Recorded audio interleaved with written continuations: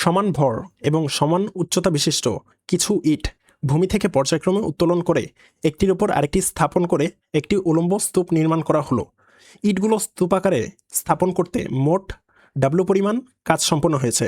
প্রদত্ত রাশিগুলোর সাহায্যে স্তূপে ব্যবহৃত ইটের সংখ্যা এর জন্য একটি সাধারণ সমীকরণ নির্ণয় করো। আচ্ছা, তো এই কোশ্চেনটাকে বোঝার চেষ্টা করি। ফার্স্টে মনে করো ইট আছে, এই যে কিছু ইট আছে, এটা দিয়ে আঁকার চেষ্টা করি। এই যে ইট আছে, তো এই যে 3টা ইট আঁকছি। তো এখন প্রাথমিক অবস্থায় কি বলছে, এন সংখ্যক ইট হচ্ছে একটার উপর একটা স্থাপন করা হয়েছে এবং এতে ডাব্লু পরিমাণ কাজ হয়েছে। তো আমাদের বলছে এন এর জন্য একটা সাধারণ সমীকরণ বের করতে। আচ্ছা, যখন প্রাথমিক অবস্থায় ছিল তখন এটার ভরকেন্দ্র কই ছিল? এই ইটের ভরকেন্দ্র কই? এই যে ঠিক এই বরাবর। তো প্রথম যেই ইটটা প্লেস করা হয়েছে, এটাতে কি কোনো কাজ গেছে? কেননা এটা তো প্লেস করাই ছিল। তো কাজ হয়েছে কোনটাতে, মানে কাজ করা হয়েছে কোনটাতে? এই পরে যে ইটটা স্থাপন করা হয়েছে এটার উপর, সেটার জন্য কাজ করা হয়েছে। তো এইটাকে যদি এটার উপর বসাই তাহলে কি পাবো? এই যে এটাকে হচ্ছে এই অবস্থায় বসাইলাম। তো প্রথমে এইটের ভরকেন্দ্র কোথায় ছিল? এই যে এটার ভরকেন্দ্র ছিল এই বরাবর। তো ইটটাকে যখন প্লেস করা হয়েছে, তো ইটের উপর কতটুকু কাজ করা হয়েছে? এখানে আমাদের কাজ করতে হয়েছে, ইটের ভরকেন্দ্র পরে পাওয়া গেছে এখানে। তো এতটুকু দূরত্ব কি? এই যে এতটুকু দূরত্ব, যেহেতু একটা ইটের উচ্চতা হচ্ছে এইচ, তাহলে এইটুকু পাবো কি? এইচ। কেননা এদিকে হচ্ছে h/2, এদিকে হচ্ছে h/2, আবার এদিকে হচ্ছে h/2। h/2 কি? এইচ। ওকে। তো পরবর্তী যে ইট সেটা বসাইতে, আরে পরবর্তী যে ইট আছে সেটা বসাইতে কতটুকু কাজ করতে হবে? পরবর্তী যে ইটটা আছে সেটা বসাইতে কি, এটা প্রথমে ছিল এই যে এই বরাবর, পরে কি এটা হচ্ছে এইচ আর এইচ, 2h পরিমাণ উপরে তোলা হয়েছে। তো সেক্ষেত্রে এটার জন্য কৃতকাজ কতটুকু হবে? এটার জন্য এর ভরকেন্দ্রের সরণ কতটুকু হবে? ভরকেন্দ্রের সরণ হবে এই যে এইচ পরিমাণ। ওকে, এভাবে কি একটার পর একটা এভাবে বসানো হয়েছে এবং এন সংখ্যক ইট বসানো হয়েছে। ওকে, তো আমাদের হচ্ছে টোটাল কাজটা দেওয়া আছে, আমাদের এন বের করতে হবে। আচ্ছা, তাহলে ডাব্লু ইকুয়াল, ফার্স্টটা বসাইতে কাজ হয়েছে? কোনো কাজ হয় নাই এখানে, এর জন্য 0। সেকেন্ড যে ইট সেটা বসাইতে কতটুকু কাজ হয়েছে? এইচ। সেকেন্ড যে ইট সেটাতে ভরকেন্দ্র সরণ কতটুকু হয়েছে? এইচ পরিমাণ। তো সেক্ষেত্রে কাজ কতটুকু হয়েছে? এমজিএইচ। এরপর থার্ড যে ইট সেটাতে কত? এখানে 2h। সেকেন্ড যে ইট সেটার জন্য ভরকেন্দ্রের সরণ হয়েছে 2h। তো এজন্য এটার জন্য কৃতকাজ কত? mg into 2h। এরপরেরটার জন্য কত? mg into 3h। এরকম করে কি কতগুলো পাবো এন সংখ্যক ইটের জন্য? বাট এন এর জন্য একটা তো আমি আগেই নিয়ে নিছি, তাহলে আমাদের আর কয়টা বাকি থাকে? n-1টা নিতে হবে। তাহলে পাবো mg into n-1 into h।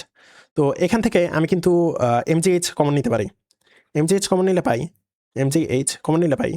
1 plus 2 plus 3 plus dot dot dot plus n minus n-1।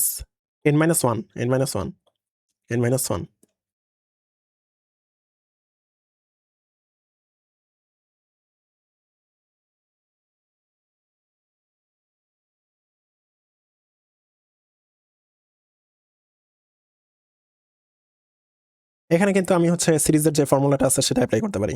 সিরিজের ফর্মুলাটা কি ছিল?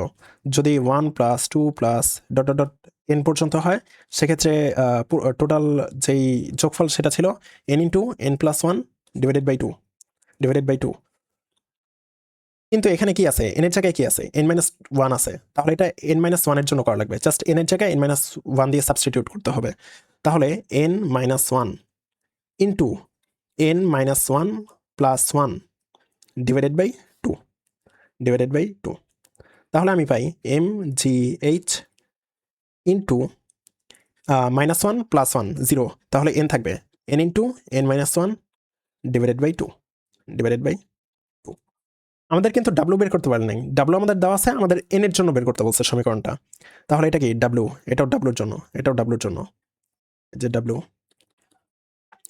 ওকে, তো আমাদের লাগবে কি? n এর জন্য লাগবে।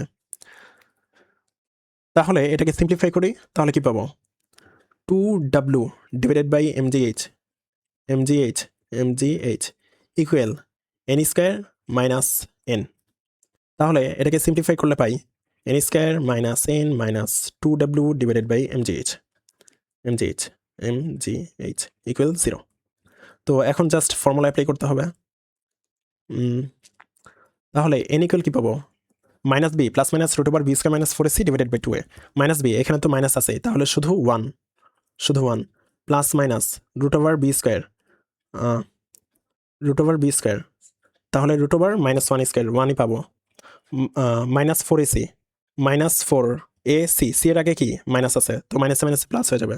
তাহলে প্লাস 4 ইন্টু 2 কত 8w ডিভাইডেড বাই এমজিএইচ ওকে। আর নিচে পাবো ডিভাইডেড বাই 2a এ তো 1 ওকে।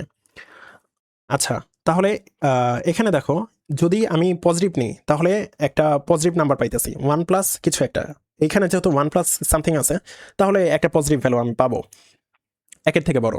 বাট যদি নেগেটিভ নেই, এখানে যেহেতু 1 আছে, একের সাথে কিছু অ্যাড হইতেছে, তো সেক্ষেত্রে কি একের সাথে বিয়োগ হইতেছে এই একের থেকে বড় কিছু একটা, সেক্ষেত্রে এন এর ভ্যালু কি নেগেটিভ হয়ে যাইতেছে। এজন্য কি নেগেটিভটা নেওয়া যাবে না, কেননা নাম্বার কখনো নেগেটিভ হইতে পারে না, মানে ইটের সংখ্যা কখনো নেগেটিভ হইতে পারে না, এর জন্য আমাদের শুধু পজিটিভটা নিতে হবে। তাহলে এন ইকুয়াল কি পাবো, n equal 1 plus root over 1 plus 8w divided by M G H divided by 2 তো এটাই আমাদের অ্যান্সার।